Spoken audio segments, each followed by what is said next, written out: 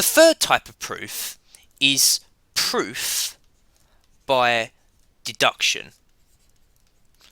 This is by far the most common proof.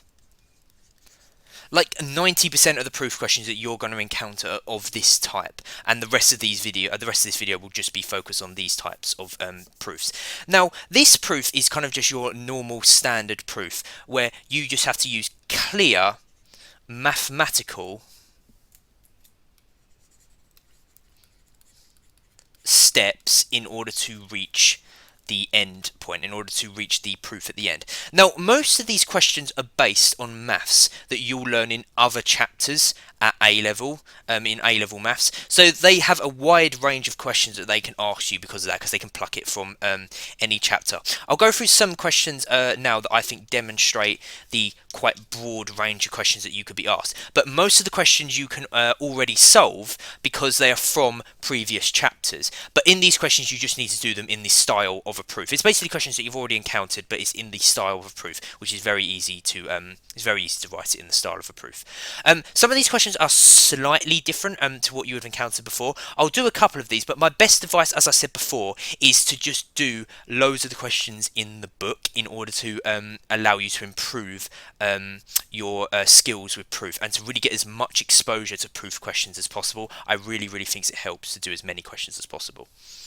Okay, so this is an example of a proof question. This is an example of an identity proof. We have this identity sign here. Now, the key to this is we cannot move stuff on either side of the identity slash equation, because one, we have this identity sign here, and that's not how it works. It's not like an equation or inequality sign. We can move stuff to the other side of it. But two, we cannot use this equation or identity here. We cannot use this equation here in our actual proof, because then we'd be assuming the proof. And this is the end point, remember. This isn't what we're going to use in the proof. So we cannot use this whole thing in the proof. We can use either side on its own, so we can use x to, plus 1 to the power of 4, or we can use this side, but we cannot use the whole thing in harmony because we cannot assume the proof. So the key to identity questions, as I said, is you need to get from one side to the other, and it doesn't matter which side you start on and which side you end up on. So you can start from this side and go to this side if you wanted to, or you can start from this side and go to this side if you want to. In this example, I'm going to start from this side and go to this side because this is just expanding brackets, and this is very easy. This is something we're very familiar with. So we're going to start from this side, so we're going to write down the x plus 1 to the power of 4. We're going to start from this side, so we need to write this down. Remember, we need to be clear, so we're showing that we're starting from this side. This is equal to x plus 1, x plus 1, x plus 1, x plus 1, and this is equal to, if we expand the brackets separately, this is equal to x squared plus, and it's going to be x plus x, so that's going to be equal to 2x. You might say, well, don't we need to write full steps, so shouldn't we write this as x plus x and then simplify it to 2x in the next step? You can if you want to. The only thing I say is this is you don't have to, because this is quite a recognised easy thing to see, that this is a very recognised kind of thing to do in maths by just simplifying it like this, so that's completely fine. And it's going to be plus 1 here, and this is the same bracket, so this is also going to be x squared plus 2x plus 1.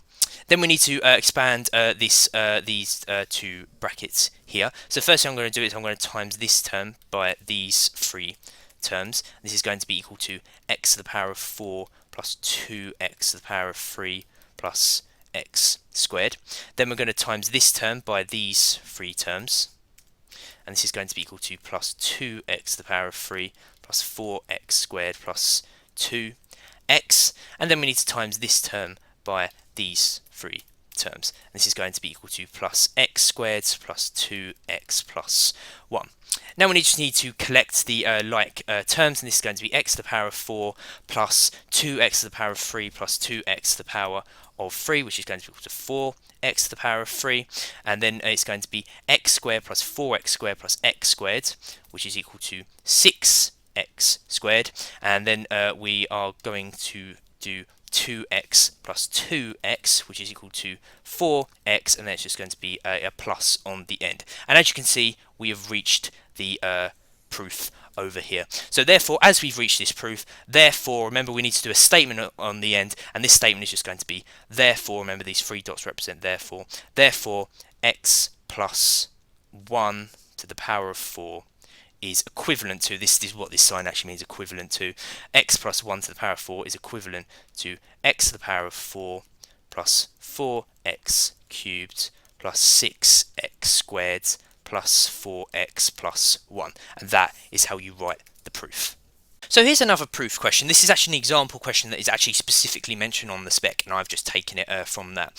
So we talked before how completing the square is useful for proving if something is always positive or negative. Now I would remember this technique as it's very useful, and I believe that this is quite likely to come up. I've seen them ask this quite a lot, especially considering the fact that this is specifically mentioned on the specification. That is probably quite a good indication that there is a large chance that they could ask it. So I would definitely remember a question like this and how to approach it using completing the square. So we need to prove that this expression is always going to be positive for all values of n. So what we're going to first do is write down the expression n squared minus 6n plus 10, and we're going to complete the square on it. So what we're going to do is equal to n minus 3. Remember, we need to half this coefficient here, squared, and then we need to minus the square of what would be minus 3, so that'd be minus 9 plus 10 on the end. We still have the plus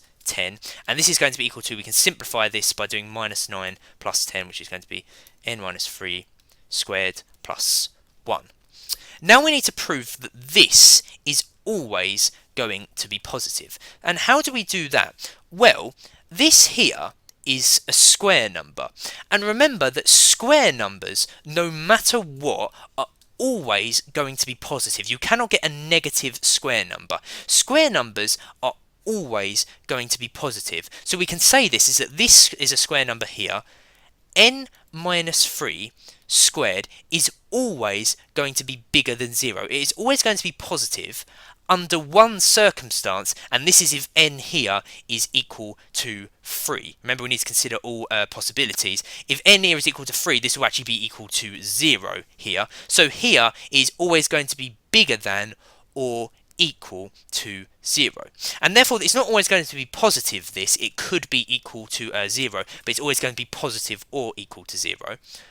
But we have this plus 1 on the end here, and therefore if we just plus 1 to both sides of this, this is going to get n minus 3 squared plus 1, which is the expression up here, and this is always going to be bigger than or equal to 1, and this makes sense because we've just added plus 1 here to make the 1 on the other side, and therefore we have proven that this is always going to be bigger than or equal to 1, and therefore it's always going to be positive. We've just proven it here now. It's never going to be below 1, so therefore it's always going to be positive. So we've proved it, and now we just need to write the statement. We can say, therefore, n squared minus 6n plus 10 is positive for all values of n. It doesn't matter what n is, it's always going to be positive because we've done this inequality here. And I would say again that this is a really common thing for them to throw at you about how completing the square can be used to prove that something is positive, and this is useful because because you need to know the knowledge that square numbers are always going to be positive, and this is why this works. So here's another proof question. We need to prove that this inequality here is true for all values of x and y. Now, in this question, we cannot use this inequality because this is the thing that we're trying to prove. This is the end point, so we cannot assume this proof, and we cannot use it. As I said with the tips in the start, we can't assume this proof. Now, the problem is that as we can't assume it, we can't use this inequality. It's actually quite hard to answer this question without using this inequality, and there is a way to get around this by doing something that I call notes. I called it notes in my A-levels. I know the book refers it to jottings instead. This is basically a part of your answer that is not part of the official proof. This is essentially working. This is not part of the official proof, and therefore you are not bound to the laws of proof, and therefore you are allowed to assume that this is true, and therefore you are allowed to use this just here because this is not part of your official proof. Now, I must exaggerate that the only reason you're allowed to do this and use this is because this is not part of, since it's not really part of your answer, this is just working and is not part of your official proof. And you can dictate that this is not part of your answer and not part of your proof by using this title here, notes, or again, as the book calls it, jottings. But because of this, we are allowed to use this, but again, this isn't part of our official proof. Well, we can rewrite this as x plus y minus 2 root x y, and this is bigger than or equal to 0. Now, there are a couple of interesting things to note here. First of all, it's bigger than or equal to 0, which means we could write it in the form where we have brackets here, squared is bigger than or equal to 0. We talked about this in the completing square, is when it's in this form where it's a bracket squared, no matter what it is inside the bracket, if we're squaring it, it's going to be bigger than or equal to 0 because the square number is always positive. So therefore we could write this in this form. We might be able to write this in this form, possibly. The second interesting thing is that if we expand x minus y squared, which is equal to x minus y, which is equal to x squared minus xy minus xy plus y squared, and this is equal to x squared minus 2xy plus y squared, we will notice that these two expressions here are very similar if we write this in the form x minus 2 root xy plus y is bigger than or equal to 0. These two are very similar. The only difference between them is in this form, everything is kind of like squared. All the x's and y's are squared. Whereas in this form, everything is kind of square rooted. The x and the y's are square rooted, to be more exact. The twos are fine. It's just the x and the y's are square rooted. The x and the y's are square rooted. So therefore, we can actually write this expression here as root x minus root y squared is bigger than or equal to 0, because the only difference between these two expressions is that in this one the x's and the y's are square rooted compared to this form, so we can just square the x and y's in these two forms and therefore we can write it in this form. Now I must note is that you should kind of have this in the back of your mind, what x minus y squared looks like. It comes up a bit more in the book questions as well. When you're doing proofs, you might want to have this in the back of your mind to sort of what this looks like if you get an inequality question like this.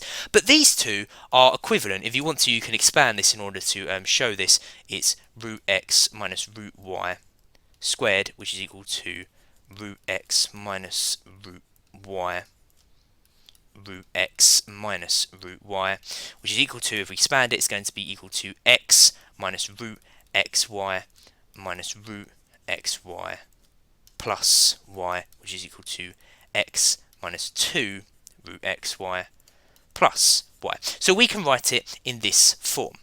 So what can we do with this information? First of all, I've just drawn this box around notes because we need to emphasize the fact that this isn't part of the official proof. This is just notes. This is just working out. You won't have to do this in the exam because the title up here would be enough, but you also need to do a title for the proof part as well to show that this is the proof part. But because you're doing it on paper in the exam and the notes will be at the top and the proof will be at the bottom, the titles will be enough in order to segregate the notes and the proof. But I've just drawn the box here. So why are notes useful? Well, because we know that this fact down here is true, because we know that square brackets are always going to be bigger than or equal to 0, because that's how square brackets work, is that it's a square number, so it's always going to be positive. This is a known fact. What we can do is we can start from here and work backwards from our notes in order to get this. We can't assume the inequality in our proof, but we can work backwards from our note, and we're not assuming the equality. The inequality is actually going to be the thing that we're going to write last, which is the whole point of the proof. So for our proof, we can say that for all values of x and y, root x minus root y squared is going to be bigger than or equal to 0. This is down here, and again, this is a known fact that we know 100% is true. This is the fact because it's a square number which is always going to be positive. This bracket is always going to be positive, so it's going to be bigger than or equal to 0. And now we just work backwards. So we write this step here next, so we can write this step was first, and now we can expand this and do x minus 2 root x y plus y is bigger than or equal to 0, and then we can do the next step from working up. We don't really need to do this step as this, we don't really need to do it for this step, this doesn't do it, and then we can just write this. We can do x plus y is bigger than or equal to 2 root x y. And this is the inequality that we need, and therefore we've proved it. Remember, we need to do the statement at the end. So, therefore, for all values of x and y, x plus y is bigger than or equal to 2 root xy. And therefore this is the correct way in order to write the proof. And even though the notes are not part of the proof, we would only be able to get the proof by doing the notes, because we can assume the inequality by doing the notes which are working. So this is why notes are really useful, is that we can do notes, we can work them out, and then we can work backwards from our notes. And this is quite useful to do notes for inequalities and equation proofs like this. It's very useful to do notes and then work backwards from your notes.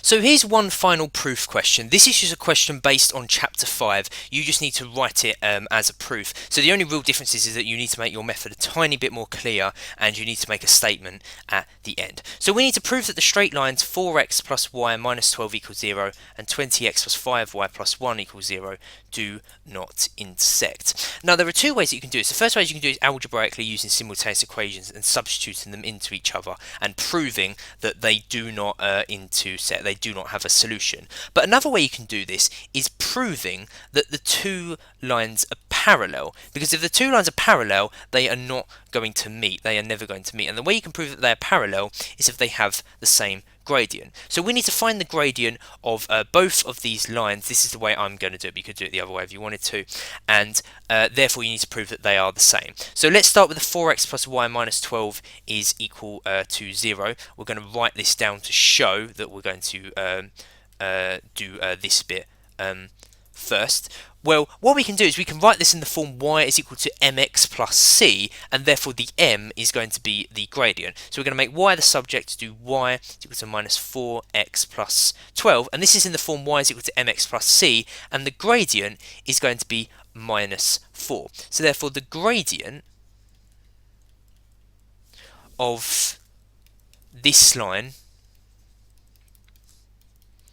is equal to minus 4.